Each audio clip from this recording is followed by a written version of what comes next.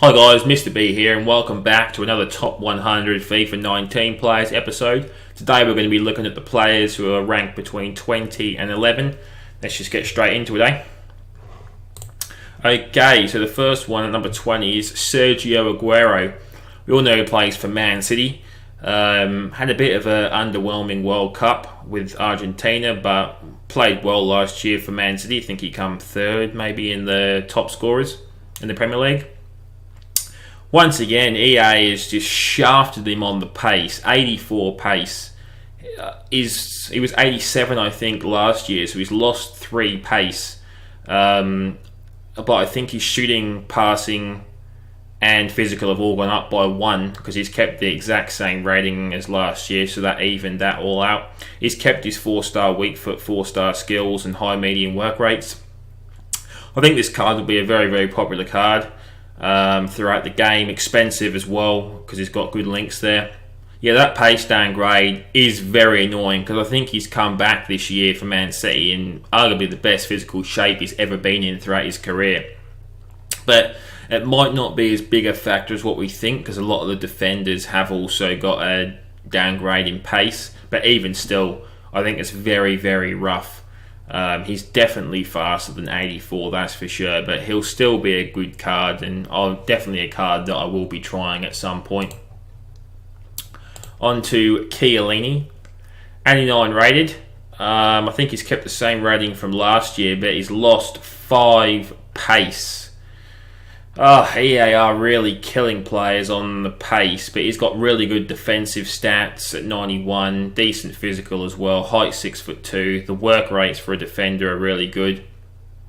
And even though he has lost that 5 pace, I still expect him to be a popular defender in this year because he's got that Juventus link and also the Italian link as well. Calcio A player, which I expect to be a pretty popular league this year, and I still think he'll be able to do a job for you, especially at the start of the game.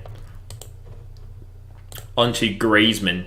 Now this guy had a very, very good World Cup last year, or this summer, sorry. He decided to stay at Atletico Madrid, and he's got a pretty good card, I guess. He's got some nice upgrades here on his stats. I saw that his pace is kept the same, which isn't bad considering most players are going down in FIFA 19. He's got 1 increase in shot, 3 for passing, 1 for dribbling. His defence has gone up by 20, so that definitely makes him more playable, especially as a cam, because he'll be able to track back if you want him to, and his physical went up slightly as well. Height of 5'9", which is a bit small, but I swear he feels a bit bigger than that in game, to be honest. High work rate, which I personally like. But if you do play him in cam and you want him to not do as much defensive work, make sure you put him on stay forward, because if you don't, he will definitely come back a fair bit and do more defensive work. His 3-star weak foot is a bit annoying, but he's got the 86 shot, so that should help kind of cover that up and make it feel probably more like a 4-star at the start of the game. And skill moves, a 4-star is really nice. I'm not really sure how popular this card will be this year because I don't expect La Liga to get used as much. But he's got that France link, so yeah, I think this will still be a very, very expensive and popular card throughout the game. Harry Kane, obviously Golden Boot winner, and I'm also an England fan even though I live in Australia, so I was really happy with that. He's lost 1 of his pace, which I have no idea why because he hasn't slowed up. He's got more shooting though, which is thoroughly deserved after scoring 30 odd goals like 3 seasons in a row. Height 6'2", he's pretty tall player, high work rates, 4-star weak foot and 3-star skills. Obviously you get good links as well being Premier League. He's not genuinely that good player to use on FIFA because he is always a bit slow, but the start of the game, if you can afford him, I still think he'll be a nice card, and if he can get his pace up to hopefully around 85 or something, with the team of the year if he plays well again this year. I think, he'll be an alright card. Alright, on to Kante. This guy, he's just an absolute beast, isn't he? I mean, 89 rated this year, which is +2 from FIFA 18. He's got a bit of a downgrade on pace, which seems to be the in thing at the moment, but his defending has got a really nice boost to 87, so his interceptions, his tackling, I'm expecting to be really, really good. Obviously even better than FIFA 18. He still hasn't grown though. He's still a bit of a dwarf, so that is a bit of a problem, but his medium-high work rates are fantastic. And yeah, this isn't his strength, but we all know the job that Kante can do for your team, and he'll be probably the go-to defensive midfielder in your Premier League team. Oblak. Now we've got Oblak and Courtois here. Like, we'll just flick up this card and flick up this card. If you look at these cards, they're both rated 90.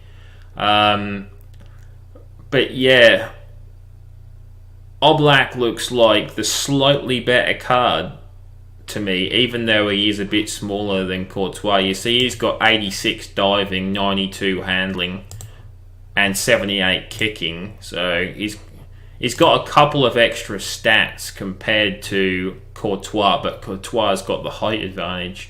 So it will be a really interesting battle between these two to see who people actually pick in their team. It might even come down to being Courtois more popular because he'll get the strong link to Sergio Ramos in defence. That's probably going to be the difference between him.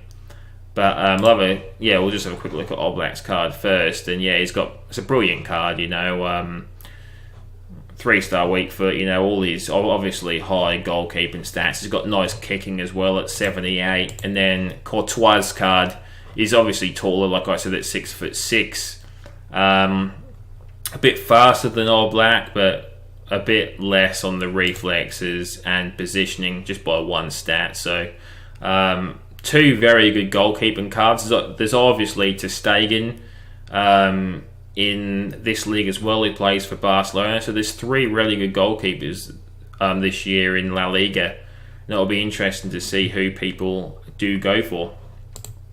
Godin, I mean, he is a player who you could link with Oblak, but obviously Sergio Ramos is going to be more popular because Godin is a tad slow, but 68 pace for a defender this year is not actually that slow, considering all the downgrades that people have got. He's a really good defender at 89, physical at 84 is good, height at 6'2", medium high work rate is perfect.